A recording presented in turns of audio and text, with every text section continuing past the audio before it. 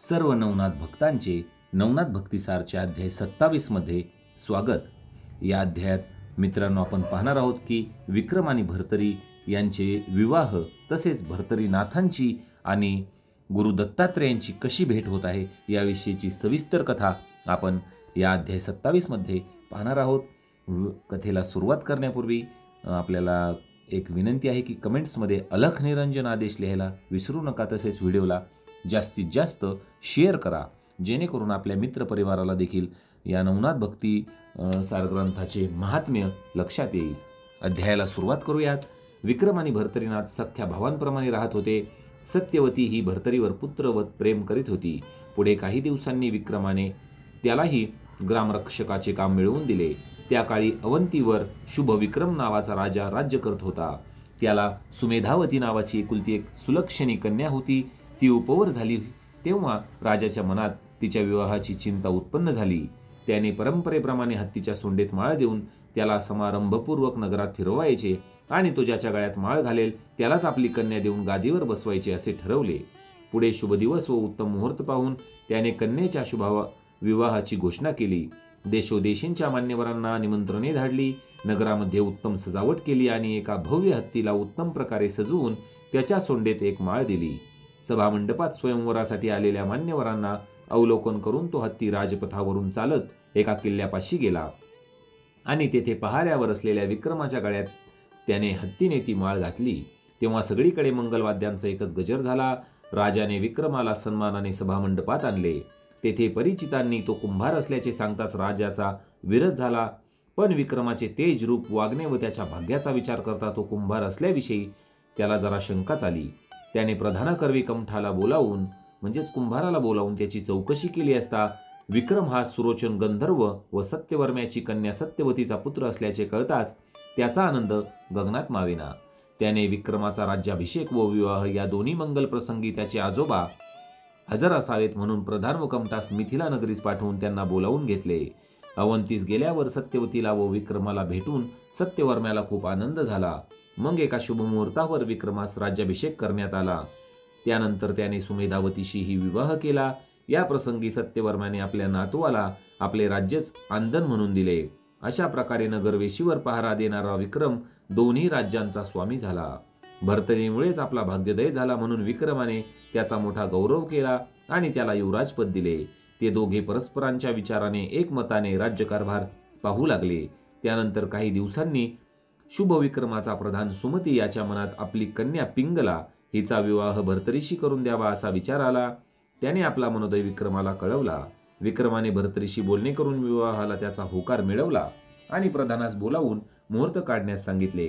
त्यावेळी त्याने भर्तरीविषयी विक्रम कमठ व सत्यवती यांच्याकडे चौकशी केली असता कोणीही त्याच्याविषयी समाधानकारक माहिती देऊ शकले नाहीत। तेव्हा त्यांनी भर्तरीलाच त्याचे पूर्ववृत्त विचारले। भर्तरीने हे त्यांना प्रांजळपणे सर्व वृत्त सांगितले, पण प्रधानाला ते खरे वाटेना।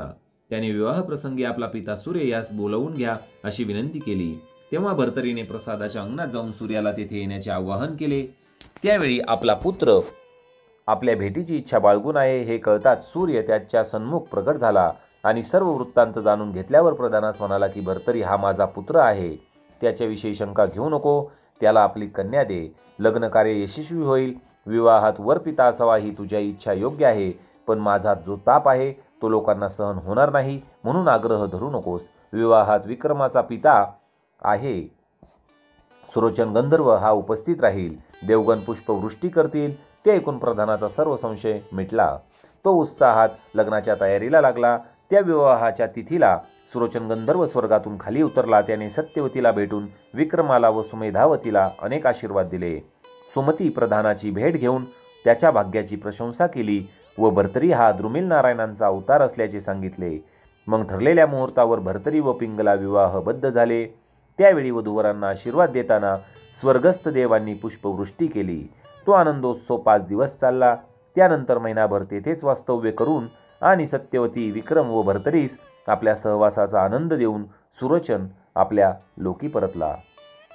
पहा मित्रांनो, आपला जो ग्रंथ वाचनाचा जो उपक्रम आहे यामध्ये आपलं सर्वात महत्त्वाचं लक्ष असणार आहे की जे नवनाथ आहेत यांचे जन्म कसे झालेले आहेत आणि नेमके नवनाथ कोणते आहेत याविषयीच्या बऱ्याच शंका बऱ्याच जणांच्या मनात असतात. बऱ्याच वेळेस आपण हा ग्रंथ कथासार देखील ऐकतो, पण नंतर आपल्याला शेवटी 40 अध्याय झाल्यानंतर जेव्हा प्रश्न विचारला जातो आपल्यालाच की नवनाथांची नावे काय, त्यावेळेस आपण गडबडून जातो. तर मी इथे सांगू इच्छितो की आपण आत्तापर्यंत 27 अध्यायापर्यंत जे नाथ पाहिलेले आहेत नवनाथांपैकी आपण आता 6 नाथांच्या जन्मकथा पाहिलेल्या आहेत. त्यामध्ये मी तुम्हाला परत एकदा सांगू इच्छितो की सर्वप्रथम मच्छिंद्रनाथ, त्यानंतर गोरक्षनाथ, त्यानंतर गहिनीनाथ, त्यानंतर जालिंदरनाथ, 5वे कानिपनाथ आणि 6वे भर्तरीनाथ या नाथांच्याच कथा ऐकलेल्या आहेत. जे 7वे नाथ असणार आहेत त्यांची कथा आपण पुढे पाहणार आहोत. पण 6 नाथांच्या जन्मकथा या आत्तापर्यंत झालेल्या आहेत, त्यामुळे आपण ही 6 नावे आपल्या लक्षामध्ये ठेवावीत. आता भर्तरीनाथांची आणि दत्तात्रेयांची भेट कशी झाली याविषयीची मी कथा तुम्हाला इथे सांगणार आहे. पिंगला सद्गुणी व सुंदर होती. भर्तरी तिच्या प्रेमापाशात इतका गुरफटला की तिच्याशिवाय त्याला क्षणभरही चैन पडत नसे. त्याला रात्रंदिवस तिच्याशिवाय काही सुचतच नसे. आपल्या 1200 बायकांमध्ये तीच त्याला सर्वात प्रिय होती. अशा प्रकारे सुख उपभोग घेण्यात व प्रपंच करण्यात त्याचे अर्धे आयुष्य खर्ची पडले. ते पाहून त्याचे वडील सूर्य यांच्या मनात त्याच्या जन्मसार्थक्याविषयी मोठी चिंता उत्पन्न झाली. त्यांनी दत्तप्रभूंची भेट घेतली आणि भर्तरीच्या प्रपंचासक्तीविषयी सांगून त्याचा उद्धार करण्याची विनंती केली. त्याचे म्हणणे मान्य करून दत्तप्रभूंनी त्यांना निरोप दिला. त्यानंतर एके दिवशी भर्तरी व त्याचे सैन्य शिकारीसाठी अरण्यात गेले असताना तहानेने व्याकुळ होऊन इतस्त भटकू लागले. तेव्हा दत्तप्रभूंनी जवळचे एक मायावी सरोवर उत्पन्न केले. तहानेने प्राणकंठाशी आलेला भर्तरी पाणी पिण्यासाठी तेथे गेला. तेव्हा दत्तात्रेयांनी त्याला अडवले व म्हणाले की तू कोण, तुझे नाव काय, तुझे माता पिता व गुरु कोण आहेत, त्यांच्याविषयी न सांगताच पाणी प्यायल्यास तू मरून जाशील. भर्तरीने आपली माहिती सांगून अद्याप गुरु केला नसल्याचे सांगितले व त्यानेच मला अनुग्रह द्या अशी विनंती केली. दत्तप्रभूंनी त्याला 12 वर्षे तपश्चर्येचा संकल्प करावयास सांगितला. त्यावर भर्तरी म्हणाला की माझी संसारातील कर्तव्य अजून बाकी आहेत, ती पूर्ण करण्यासाठी मला 12 वर्ष प्रपंच करण्याची अनुमती द्या. त्यानंतर मी प्रपंच त्याग करून तपश्चर्या करील. त्याला संमती देऊन दत्तप्रभूंनी त्याच्याकडून तसा संकल्प करविला. त्याला मंत्रोपदेश दिला आणि आपली ओळख सांगितली. तेव्हा ते दत्तप्रभू आहेत हे कळताच भर्तरीने त्यांना वंदन केले. तोच ते अदृश्य झाले. तेव्हा तृषा व्याकुळ भर्तरीने त्यांचा अर्थ धावा करताच प्रभूंनी कामधेनू व भोगावती नदीस तेथे पाचारण करून त्यांच्या सर्व सैन्याच्या अन्नपाण्याची व्यवस्था केली. ते पाहून भर्तरीचे हृदय भरून आले. श्री गुरूंचे स्मरण करून तो अवंतीकडे निघाला. तेव्हा भोगावती व कामधेनू स्वस्थानी परतल्या. अशा प्रकारे आता भर्तरीनाथ हा प्रपंचामध्ये अडकलेला आहे. त्यामुळे त्याचे पिता सूर्य यांनी दत्तात्रेयांना विनंती केली आणि त्यानुसार दत्तात्रेयांनी देखील मान्य केले आहे की आता 12 वर्ष याला संसारात करू द्यायचे आहेत आणि त्यानंतर मात्र याला आपल्याला इकडे आपल्या नवनाथांचा जो कार्य आहे त्यामध्ये समाविष्ट करून घ्यायचे आहे आणि भर्तरीने देखील ते मान्य केलेले आहे. आता जी पुढील कथा आहे ती आपण पुढील अध्यायात पाहणार आहोत. आपल्याला माहितीच असेल की पिंगलेचा मृत्यू होतो आणि त्यानंतर भर्तरी कितीक दिवस कितीक वर्ष उपाशीच राहतो आणि त्यानंतर स्वतः गोरक्षनाथ येऊन त्याचा जो समज आहे तो दूर करतात आणि त्याला आपल्या नाथपंथामध्ये समाविष्ट करतात. याविषयीची जी कथा आहे मी तुम्हाला ती पुढील अध्यायात सविस्तर सांगणार आहे. तर भेटूया लवकरच पुढील अध्यायात. अलख निरंजन आदेश.